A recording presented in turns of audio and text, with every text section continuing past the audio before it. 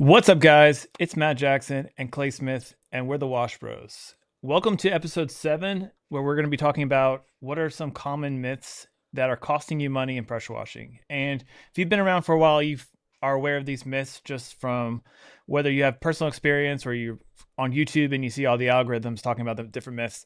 But what we're going to do here is kind of talk about 3 big things that we commonly see that are holding you back in your business. And we're going to talk about them and discuss why they're myths and why it's not true. So you want to kick this thing off, Clay? Absolutely. Talk about the myths, my favorite. I love it because so many people out there following the gurus on the internet. And we all know that anybody can be anybody they want to be on the internet. So, yeah, the myth, I think, is a great topic for this episode, especially going into spring.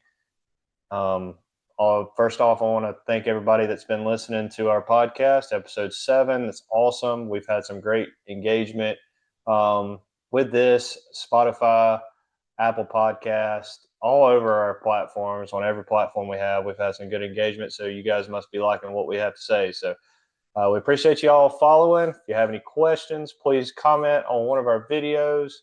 Leave us some reviews on these platforms, please. That helps us with algorithm and all of that. So we want to keep reaching out to people like you guys that are listening.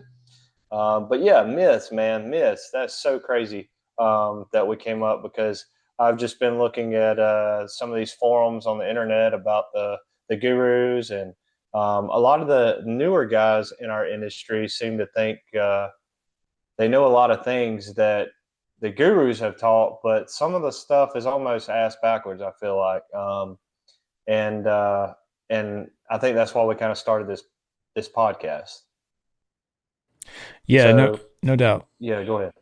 Yeah, we started the podcast because we're tired of seeing the YouTubers and the gurus who aren't pressure washing talk about pressure washing to sell you new guys and novices on what you need to do and what you don't need to do when you look at the businesses of these guys, and they've never been anything more than usually a chuck in the truck, or they had a year pressure washing business and that failed, and now they're here spewing these myths to whether or not they mean to or not, they're keeping you down if you're believing them. So Absolutely. With our experience and what almost 10 years experience put together in this business, we've probably made what, a few $1 million together yeah, easy, since then. easy. Yeah, since then doing this pressure washing, soft washing, house washing, exterior cleaning. We have done many things and experimented with many things outside of listening to the gurus and stuff like that. And I just think it's something that a lot of people are afraid to talk about. And I think that me and another fellow online, we kind of went back and forth on the internet a couple of days ago, and he seemed to be caught up in all the fancy equipment. So the big, a lot of the myths of, oh, you got to have this, you got to have that, you got to have this. Well, that's not necessarily true. So when I first started, I had a 2.5 gallon a minute machine. Obviously, I maxed that out. We burned up three in just a matter of like 6 months. So after that, I quickly realized I needed a 4 gallon a minute machine, which is your standard start out option uh, pressure washer. So we bought a 4 gallon a minute machine, and we were able to do almost $150,000 that year. So outside of, you don't have to have the fancy soft wash system for 50, 60, $70,000 trailer from AC or who's the other guys, Heath and all them. You don't need to spend all those gadgets or whatnot. That's their job. That's to sell it to you. They're awesome to have. Don't get me wrong. They're cool to have, but that's not what makes you money. What makes you money is a successful marketing plan. So you got to make sure you put that marketing plan together. You cannot whatsoever be scared of spending money and investing on yourself. That's one of the biggest things that I got caught up in when I first started. I didn't have any money and I was scared to keep dumping money back into my business because all I was worried about was making money. Stop worrying about making money, put a good marketing plan together, and dump a ton of money into it, but make sure you're successful at it first. Obviously, don't just dump into it, but Yeah, find what works best for you and your business. exactly. And from my experience with the branding side of things, once you lock down that brand, once you lock down like what your business means to you and how you're going to spread it to the world, then you can put all the money you want into that marketing piece. And Clay did a really good job with like his branding and making that message really clear and resonate well with people. And then he just started dumping money into it, and he's really has taken a large chunk out of the market just from doing that.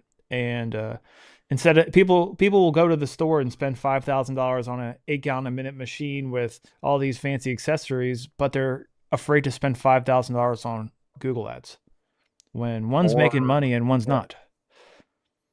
yeah, or whatever. It doesn't matter what kind of marketing strategy you want to do. I mean, put more signs out, whatever. But I guarantee you, if you're at $100,000 a year with an 8 gallon a minute machine, you do not need that 8 gallon a minute machine. You can literally go back down to a four, and you should have never upgraded to begin with because you're probably thinking, hey, if I got this 8 gallon a minute machine, then I'm going to make more money. You're not going to make more money if you don't have the work. Exactly. And you get a bigger machine, you're able to go through more work faster. So you better have plenty of work rolling in. Yeah, perfect example. Today we went, took one of my guys with me. We did $3,000 worth of work, took two trucks. Don't always happen like this. This is like a perfect morning. And we took two trucks. We made $3,000 in some commercial work, and we were home by 11 o'clock. Left the house at 7 and was back home by 11:30. So, um, obviously, the 8 gallon a minute machines, they make money, but if you don't have the work to make the money, then you've already you've skipped a step in your business. You're thinking backwards. You're buying the fanciest equipment without having the jobs in place or without Correct, knowing how to correct. we're so fixated on trying to get the jobs done and knowing how to clean something or get the work done in a quickly manner, but we don't understand how to fill the schedule in a quickly manner, and we don't understand how to put jobs on the books in a fast, efficient manner. It's like our focus should be, hey, let's plow forward as much as we do with cleaning into getting our business built up and getting that schedule full. What like Clay and I, we always talk like we're at that point in the season where we have like $30,000 of work over our head. So yeah, that's a good problem to have. The problem is now shifting into like, how am I going to knock this down as fast as I can to put more money on the books? Logistics. Logistics. And then it's like, oh man, we're rocking and rolling. Like you said, you made 3 grand by the time I woke up today, which is awesome. And and then it's like, hey, we know that we can efficiently clean stuff. The next level in business, if you're wanting to be successful, is how can I get work, how can I fill that schedule and kind of push my logistics every time? Every month you're like, okay, how can I spend a little bit more on marketing, or how can I try to land bigger jobs and projects here and there so I can fill that schedule up even more? It's less about, oh man, how am I going to clean this huge building? It's going to be, how am I going to get that next building on the schedule for this month too? And that's kind of a reframe that you and I like to do. We're not chasing, oh, I'm stressed about this huge project I got to knock out in a week or two. It's more, how can I get another one of those? Absolutely. Once I book one, I'm already trying to book the next one. So Yeah, it's awesome. Don't get me wrong. The equipment helps a ton. It's great. All the gadgets are cool. Love all of it. I'm fascinated with it myself, but I'm more fascinated in trying to find work, coming up with a successful marketing plan. Where can I throw my money to make more money? It's almost like being a financial planner initially. I mean, or work in the stock market, but it's your business. So if you're fixated on the next little gadget that Johnny blah blah blah that you've seen on YouTube's coming out with, then you're fixated on the wrong things. You need to fixate on the business first, the business side of things, because the business side of things is what makes you money. It's not the equipment. Yeah, no doubt. And as far as the equipment goes, know that these guys make money with selling you new equipment. They don't want you to have a piece of equipment for 5 years. It's like, hey, we have to constantly tell you this is the newest best thing. We have to constantly say that works perfectly fine, but now you have to change to this.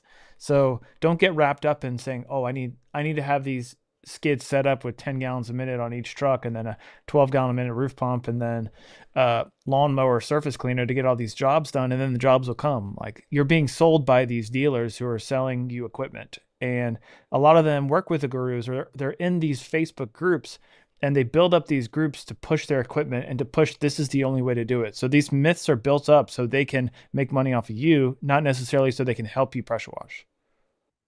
The biggest myth I think in the pressure washing industry is drone pressure washing. And I get a lot of my friends and stuff and people all over the internet and Facebook and social media, they'll send me those reels on of the drone cleaning the buildings or whatever. But I don't know a pressure washer in our industry that's cleaning with a drone. Um, and, and this is what I tell everybody, you can spend $40,000 on a drone, but then what? You're not going to clean with that drone every day. It's not I've going to pay for it. It may pay for itself, but if you get lucky and land one big job. But me personally, I know probably 100 pressure washers, and none of them have a drone. right. You can Of the people I know that don't have drones, make far more money than the people that have drones. A We lot of do have a guy times, local here yeah, that has a drone, but I don't see him using it much. So. yeah. Unless you're doing some massive buildings that has no clearance from the ground to do a lift, because we ran into this issue a couple times when we were doing some hotels out of state, and they're like, "Hey, can you look at this other one?" And it's like on a main street, and we couldn't put a lift on it because it would be a logistical nightmare. And then I could say, all right, maybe in this rare occurrence, it would make sense to have a drone or Yeah, having like a, a skyscraper in the city or yeah, something. But still, you still got to worry about the overspray and all that. Where's it going, right? that plus think of it breaking. Yeah, just Like seems a lot of liability, or if you hit something, or whatever. a fancy toy. That's what it is. Yeah, it's just a fancy gadget that it and oftentimes just distracts us. Yes, it's cool as shit. Love it. Cool. Yeah, that would be cool to pressure wash with a drone, but that's not gonna make me money. That's not gonna make me consistent money. I want to be consistent. Exactly. It's funny too because I recently upgraded both of my machines on my trucks, and we just keep it simple at the 8 gallon a minute machines. We go down to Georgia, so we use North Georgia Airless, and they've been with us. We've been using them pretty much since the beginning. So I've probably bought like 5 or 6 machines off of them, and uh, they got all their fancy like 10 gallon minute plus machines. And you see all these guys online, they're running like 100 gallon buffer tank in a short bed truck, and they got 10 gallon minute machines off of that.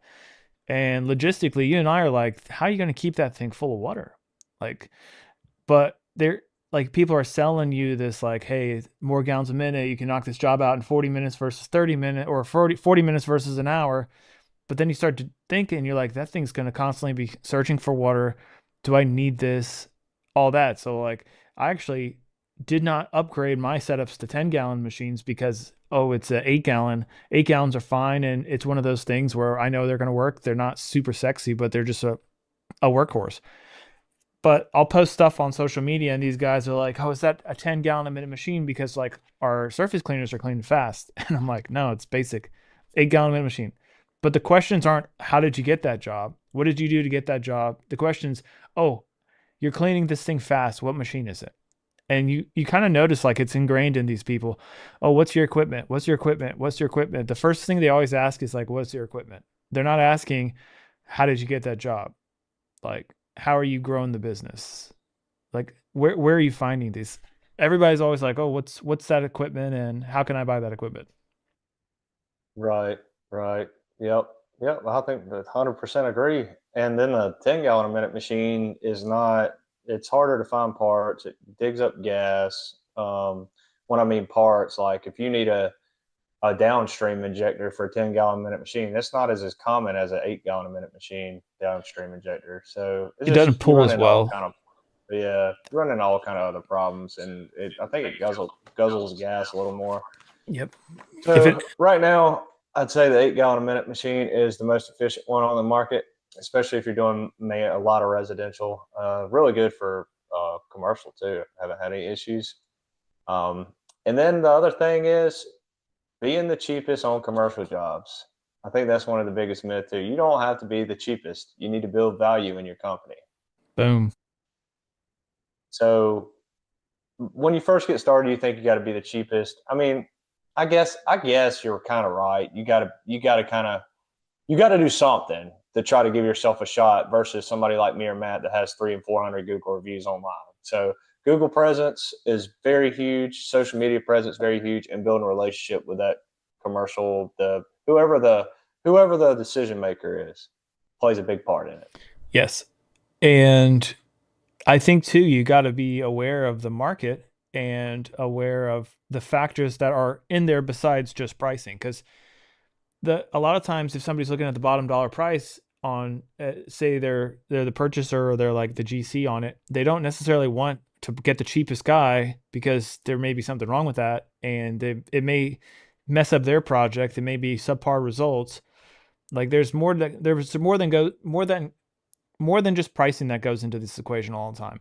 But like to Clay's point, if you're competing against somebody like me and Clay, who can be competitive because of our equipment and our knowledge, and we have a team of employees, you got to know where to fit. You can't just say, oh, I have value, I'm going to charge more. And I see that all the time. A lot of times the opposite is true with the newbie game where they're charging astronomically out of the ballpark pricing because they don't know what their pricing should be. And I'm like, yeah, 30 cents a square is not going to win any commercial cleaning there, buddy. But Well, they have also seen that stuff online, exactly. the guru stuff. Exactly. Um, and the biggest thing I see with the gurus online is uh, today they will say they did this amount and that you should charge this amount. But then when they come out and they say, okay, this is what I made for the year, none of their numbers ever add up. And usually they're way lower than you'd expect. Correct. Especially going off of these high, crazy prices. It's almost like they're setting us up for failure. So just be careful who you're listening to. I'm not saying so and so. I'm not calling out anybody. It's just there's a lot of misinformation going around, and I feel like it's appropriate to kind of address it. Yeah. And think too, if these guys are washing, especially if they're in your space, they're going to tell you stuff because they want to set you up for failure if they're bidding against you. And I see this a lot on the Facebook groups. People will post, "Hey, this is what I'm looking at today. Like, what should I quote it at?" And they're posting their numbers or they're posting the location of these things. And somebody could easily figure out who the decision maker is and come in and undercut you. So if you're posting when you're in the process of bidding a job that's a big commercial job or something, be aware that people are probably seeing a post that you're posting about and will try to come in and undercut you or they will try to steal that from you. So it's almost one of those things Yeah, like I mean, keep your and cards close. and that happens. That really does happen. I mean, that I would never snake anybody, and anybody in our area knows that. But I mean, if I can travel 2 hours and make a few grand, I'm going to do it. So don't put it past anybody, especially if they're asking where you're at and what you're doing and how you're doing it and what you're quoting, because they'll show up to that place if they ain't got nothing to do and they're hungry for work. So there's always someone out there that's hungrier than you are. Exactly. And again, business is about playing to win. Never want to do it in a bad way, but I feel like if you're a competitive guy and you want to grow a business and you're saying, "Hey, like there's skin in the game. I want to get what I can get." And I'm not saying be dirty about it, but understand that there's nothing hurtful about somebody like trying to bid on something that you're bidding on because we're all in the same space. And I see people get butthurt about stuff like that. but that's where you need to know your numbers and know what works for your business. I know like we'll bid on stuff all the time. And I'm assuming we probably bid on commercial stuff all the time together too. And like I'll work for like the city of Greer here and there. And then you quote them last year and then they follow up with you again this year. And it's like, who are they talking to? Are they trying to drive both of our prices down to the bottom to get the best bid? And that's probably not just a residential thing, that's commercial and all of the above. Because if There ain't you're nobody loyal. ain't nobody loyal. The hose ain't loyal. No, not at So all. that's why you don't underbid yourself. You don't put yourself in a hole where say you, oh, I want to do whatever I can to win this job, and then you're regretting it doing it. And that's like you're never going to lose if you put, hey, this is how much my business takes to run smoothly, and this is the profit margin that I need for this job or a residential job. And then so if I get it, I'm not regretting that I get it. And I think people try to win a job that's commercial and then you're like, man, this is, I could have better used my trucks in a cleaning, soft washing a 3,000 square foot house for 2 days than I could having these things parked here.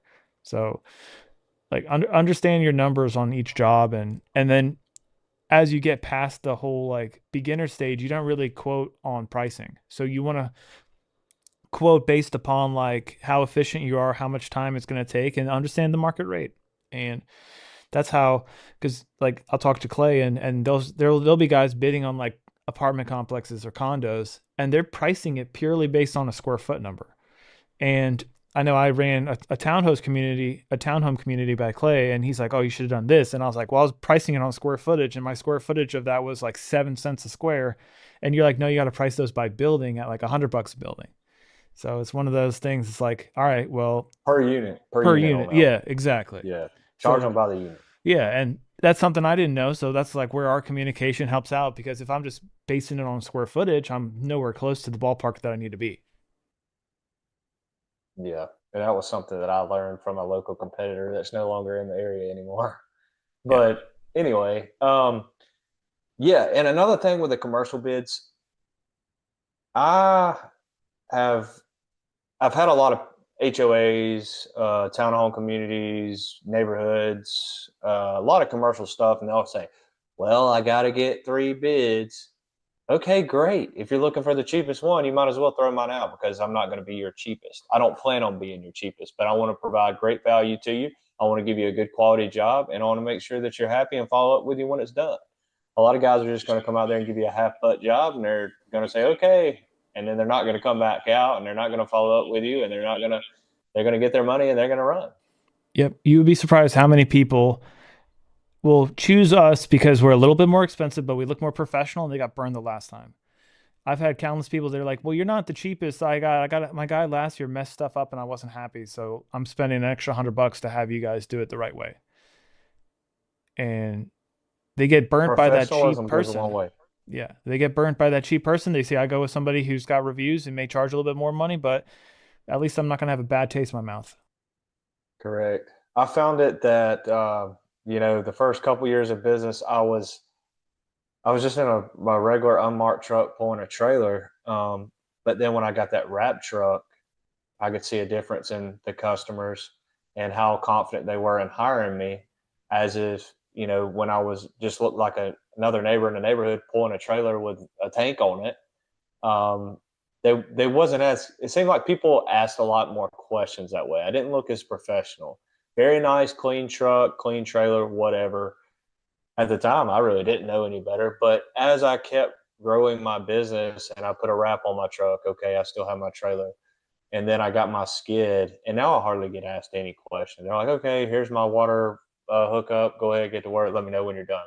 As if before it was they wanted to ask 20,000 questions before you get started because they were a little bit nervous about who they had just hired to come out to wash their home.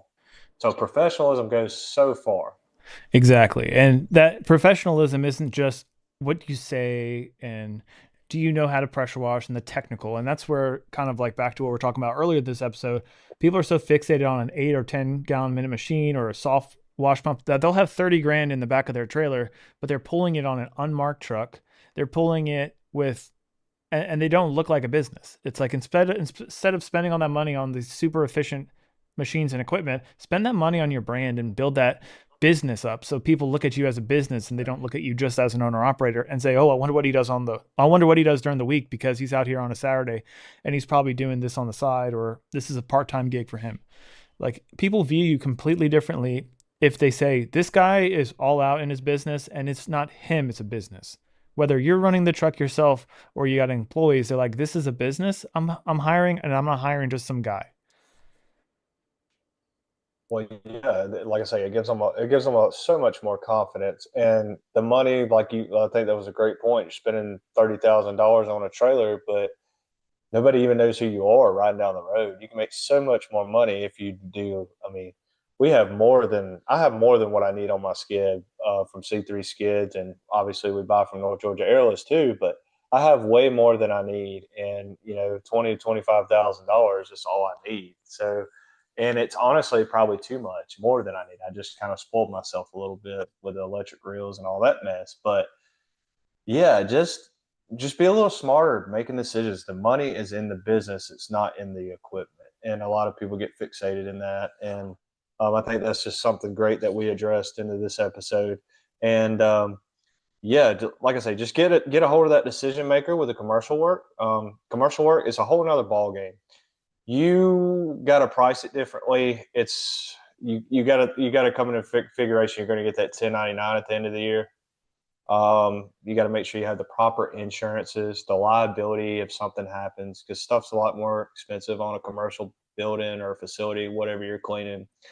And another thing is one of the first things I ask is, okay, I would love to do this job for you, and some people may think this is unprofessional, but this ties a play into how I'm pricing things. The first thing I ask is, hey, when am I going to get paid? I mean, that's a very important thing in quote commercial, because I know you've run into these issues, Matt, where you do a $15,000 job and you have to wait 3 months for the check. Exactly. And that should be factored into just considering whether or not you want to do the job.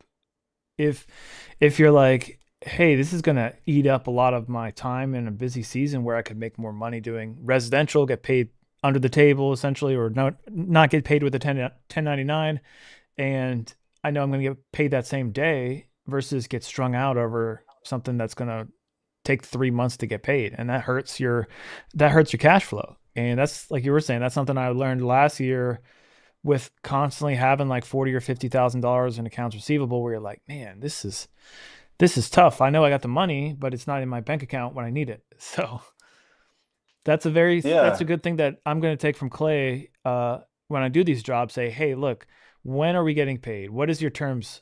And that's not unprofessional. I think that's actually professional. If you're just doughy eyed and saying, yeah, sure, I'll do whatever, give me that $10,000 job, and they just string you along, that'll they're like, oh, this guy doesn't know. We don't care. We don't have to have urgency with paying him. And from the start, you address the urgency and say, hey, when am I getting paid? So they say, all right, this guy needs to be paid at this amount. They're going to submit the form to their accounting department so you get paid in a timely manner. yeah, because you got to think most of these guys are just sitting behind a desk. They don't care. They're just trying to check off a checklist. Like, okay, I was told that I had to get this done, and I'm going to find the guy to do it. So Exactly. the person hiring you more than likely is not in charge of writing your check. So the next thing I do is I get a hold of the person in charge of writing the check, and then hey, I just did some pressure washing. Just wanted to get an update on the payment to our company so that I can be looking for it. One simple little message will speed up the whole process so that you're top of mind with that person.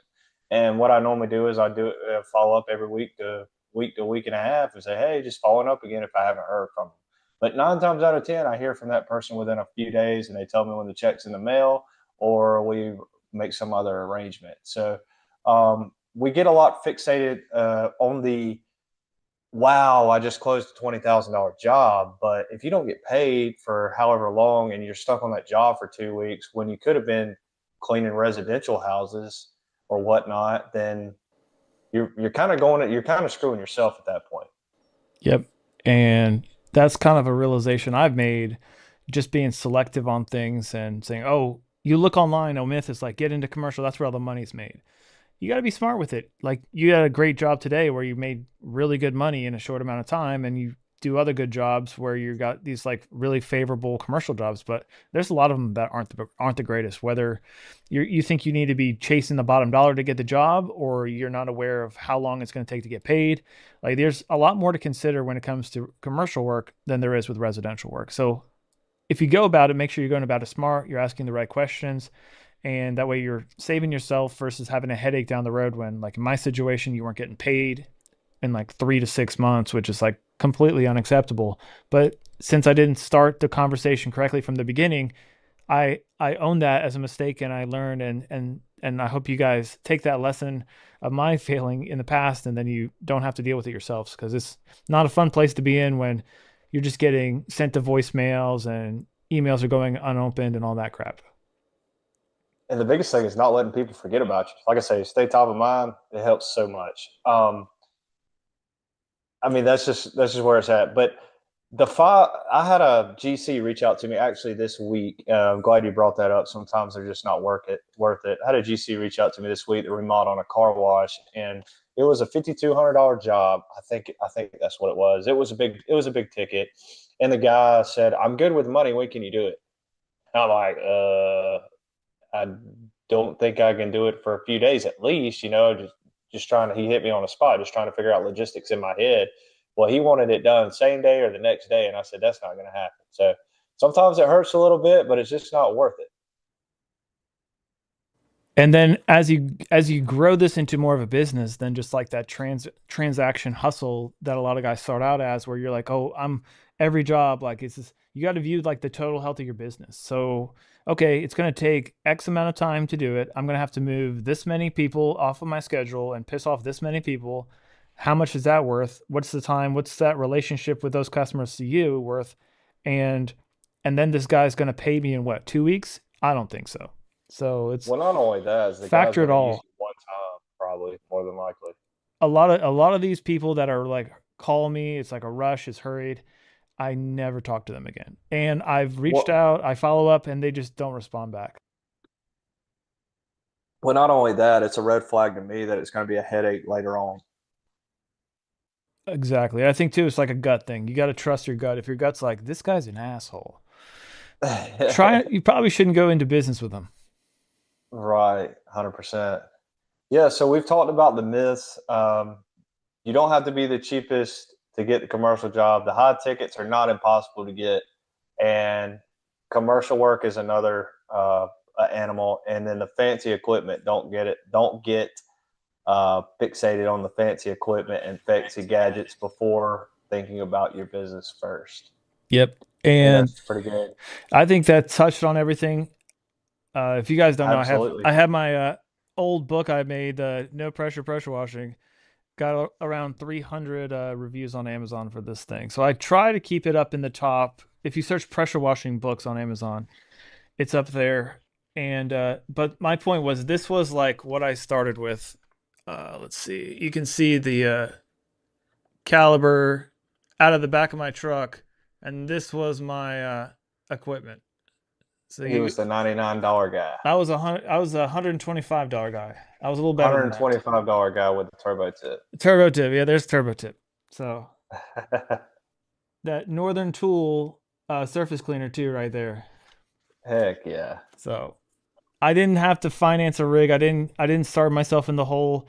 And even what I learned with kind of taking on debt to grow once I had a business to like expand and have trucks and wrap trucks and just deal with payroll and all that nonsense, like it's a pain. And I incurred this while I had a strong business. So if you're brand new and you're trying to, oh, I can finance this equipment because I have a good credit score and it's a business expense and it's a write off, try to focus on building your jobs first and building up that business. And like Clay says, if you're doing $100,000 a year and have an 8 gallon a minute, you probably don't need to have an 8 gallon a minute. You probably should be focusing on how do I grow my revenue and make more money than going through and having all the fancy bells and whistles when you're not doing a ton of work. Yeah, I mean, we're not knocking you because you do. My thing was if you have an 8 gallon a minute machine and you're only doing $100,000 a year, that just tells me that you thought about the equipment before you thought about working on your business, and it needs to be the other way around. Correct. Yeah, we are a sales and marketing business, and what we do is pressure washing. a lot of times people think they're a pressure washing business and they don't think about the sales and marketing. You got to prioritize that sales and marketing and shaking hands and connecting and networking and then building that reputation and creating that brand so people come back to you. And then you can grow that business to the point where you can say, yeah, I'm going to go down the store like Clay does and buy a skid for $30,000 in cash. And then off to the races. I got the video to prove it. If you go to my Facebook, Clay Smith, go to Reels, go to probably one of the first Reels I made, and there's a video of me and Casey Caudill sitting there in his office counting the cash. And I made that video so everybody could see it. Right. Yeah, he's a drug dealer and the drug of choice is SH. And skids. He's the Yeah, skid buddy. daddy. But Yep. I think if you guys are watching, I think that Casey may be having a pretty stout deal coming out on his page. Make sure you go look, C3 Skids page. He's got a great deal coming out sometime this weekend. It may already be out. I know that it's Sunday night and you guys are watching now, but make sure you go there and check it out and thank me later. If everybody would, please go leave us a review on all of our platforms for this podcast. Appreciate you listening as always. If you have any questions, please leave them in the live stream or the video. We'd be happy to answer any questions. We're working on making our appearance to the huge convention. We'd love to meet all of you. And then what else you got, Matt? Nothing much. Just hopefully everybody's in a good season. Dropping this thing is going to be March 23rd. So where we are in South Carolina, pollen's everywhere. So I don't know if you guys are in similar situations if you're in the South, but like when pollen coats everything, everybody's just waiting until it's over. And then once it's over, it's just balls to the wall. But with Clay and I, we've built up enough where we're balls to the wall right now. So we're all just counting our blessings and waiting for it to get super hectic and crazy and kill the rest of this spring and summer. And hope everybody else is able to as well. Yeah, absolutely. We hope to see you guys. Well, we will see you guys next week, next Sunday, every Sunday. Tune in, check us out. Yep. All right, guys. I'll see everybody. Peace.